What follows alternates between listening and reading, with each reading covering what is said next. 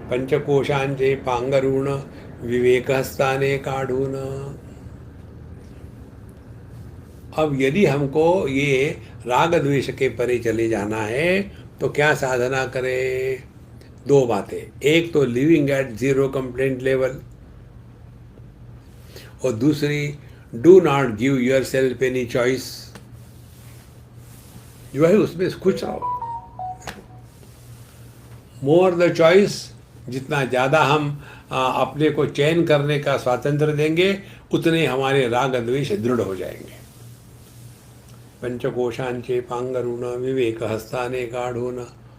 तो यदि ये नहीं किया तो क्या होगा? जिसके प्रति राग है उसके पीछे हम दौड़ेंगे, और जिसके प्रति द्वेष है उससे दूर हम दौड़ेंगे। तो ये मन ही जो है हमको इस दुनिया में दौड़ाते रहता है, यहाँ से वहाँ, वहाँ से यहाँ। देखो कितनी सहज सरल बात है। संतो इसको ठीक से समझ लो। देखो हमको कोई मदद नहीं कर सकता इसमें। तो दो ही बातें, living at zero complaint level और अपने आप को कम से कम चॉइस दो। जो है ठीक है, उसमें निभा लो खुशी से। तब हम जाकर के धीरे धीरे ये तीन जो पांगरुण है, तीन जो कवरिंग है, उसको हमने हटा दिया। और ये करते करते फिर हम आ गए अब चौथे इसमें, जिसको कहते हैं विज्ञानमय कोश। अब सवाल ये है, अन्नमय, प्राणमय, मनोमय, इन कोशों से हमने बचने के लिए प्रयत्न किया। कौन है ये मय, विज्ञानमय कोश है। और आप देखेंगे जो साधना करने वाले लोग हैं ना, उनके मन में अन्य लोगों के प्रति तुच्छ भावना होती है। हम लोगों के जैसे नहीं है, मांस मच्छी खाते हैं सुबह शाम, हम तो केवल घास खाते हैं।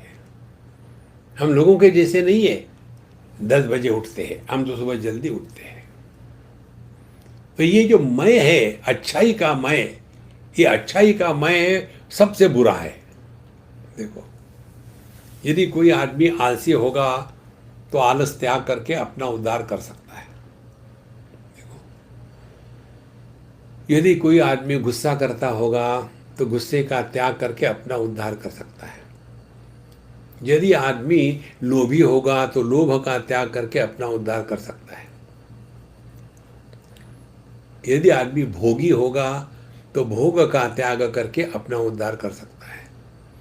लेकिन जिसमें काम, क्रोध, लोभ, भोग इत्यादि कुछ भी नहीं है, जीवन बड़ा सिस्टमैटिक है, सुबह जल्दी उठेंगे, नहाएंगे धोएंगे और थोड़ा एक्सरसाइज करेंगे, भगवान का नाम लेंगे, जप करेंगे, शास्त्रों का अध्ययन करेंगे और मीत भाषी कम बोलेंगे और अपने आप को दुनिया से बचा के रखेंगे, तो फिर मेरे जैसा कोई है ही नहीं। अपनी अच्छाई को लेकर के अन्य को तुच्छ दृष्टि से देखना, क्या ये अच्छाई है? ये हम देखते हैं भगवत गीता में अर्जुन के चरित्र में। अर्जुन ने धृतराष्ट्र के पुत्र दुर्योधन आदि उनको आतताई कहा, दुर्बुद्धि कहा, और अपने आप को अस्मा भी प्रपश्यत भी, हम तो समझदार है ना। तो उसको अपने अच्छाई का इतना अभिमान था, और यही जो अभिमान है ये हमको विज्ञानमय कोश के पांगरुण को हटाने नहीं देता। देखो नोबडी कैन हेल्प अस, हमको ही ये सब करना है। तो ये विज्ञानमय कोश के पांगरुण को, कवर को हटाना है तो क्या करना है? यहाँ आती है उपासना, यहाँ आती है भगवान की भक्ति, यहाँ आती है हमारे विचार करने की प्रक्रिया में परिवर्तन। देखो तो क्या करना है? जो भी हमारे माध्यम से हो रहा है ये हरि इच्छा से हो रहा है। देखो अब ध्यान से सुनना, जो भी हो रहा है हरि इच्छा से हो रहा है। माने हमको कुछ मिला, भगवान की कृपा से मिल गया, कुछ नहीं मिला, भगवान की इच्छा नहीं थी इसलिए नहीं मिला। माने लाभ और हानि दोनों के द्वारा हमारे अंतःकरण में परमात्मा का स्मरण जागृत होगा।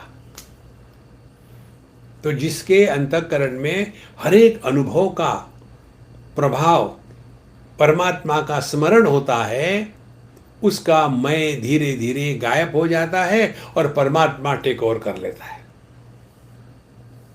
ये है विवेक हस्ताने काढ़ून, समझदारी से। लेकिन मनुष्यों को कितना होता, मैंने ये किया, मैंने वो किया, मैंने ऐसा किया। अरे भैया, हम एक छींक आती है उसको कंट्रोल नहीं कर सकते तो क्या कर सकते हैं दुनिया में। लेकिन ये आलसी होने के लिए नहीं है, पहले प्रयत्न करें। प्रयत्न करने के बाद सफलता या विफलता आई, ये ईश्वर इच्छा से होता है। सी, हमारे रमण महर्षि भगवान कहते हैं, कर्तुराज्ञया प्राप्यते फलम कर्म किम परम कर्म तज्जडम।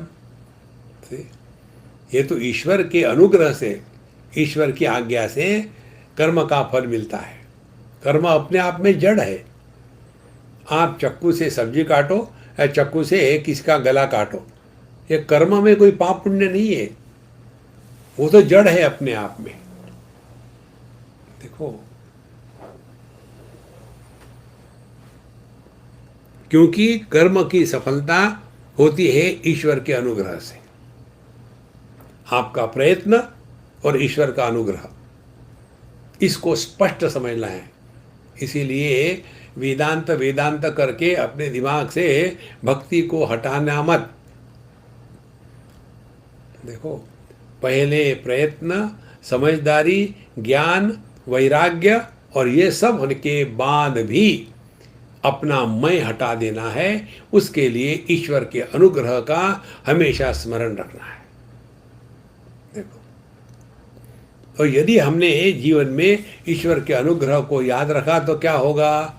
दुखेषु अनुद्विग्नमनाः सुखेषु विगत स्पृहाः। यदि दुख आए तो भगवान की कोई अपनी हमारे उद्धार की कोई प्रक्रिया होगी। कुछ अच्छा हो गया तो ठीक है, हरी इच्छा से अच्छा हुआ। माने जीवन के अनुभूतियों से हम प्रभावित होकर के किसी व्यक्तित्व का निर्माण नहीं होने देंगे, ये इसका तात्पर्य है। विज्ञानमय कोश का पांगरुण हटा देना। देखो, पंचकोशांचे पांगरुण विवेक हस्ताने काढ़ून।